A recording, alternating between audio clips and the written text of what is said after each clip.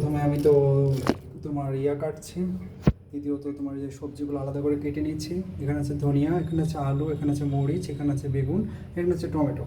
আর এটার জন্য আমি মাছটা কেটে তোমার জাস্ট মেরিনেট করে রেখে দিচ্ছি। এখন আমি সুন্দর করে যে আদা রসুন পেঁয়াজ তিনটা আছে, তিনটা এখন মানে যাই হোক বাটবো বলতে আমাদের এখানে আঞ্চলিক ভাষায় বলে বাটবো। এখানে স্ম্যাশ করবো।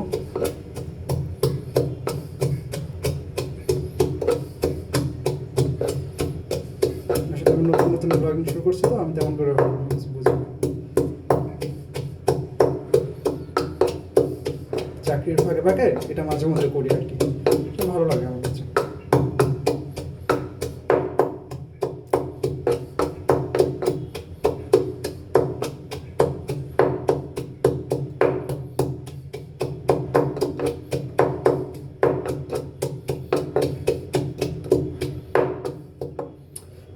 ভাতটা উঠাই দিয়েছিলাম, দেখি ভাতটা কত দূরে এখন।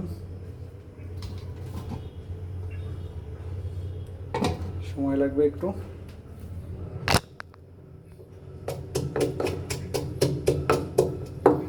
সব কিছু এখন হয়ে গেছে মোটামুটি।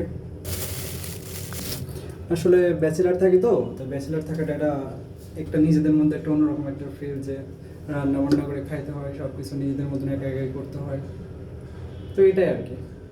তো যারা যারা ব্যাচেলার আছে তারা তো ভালো করে বুঝতে পারছে যে আসলে ব্যাচেলার থাকা কতটা কষ্টকর।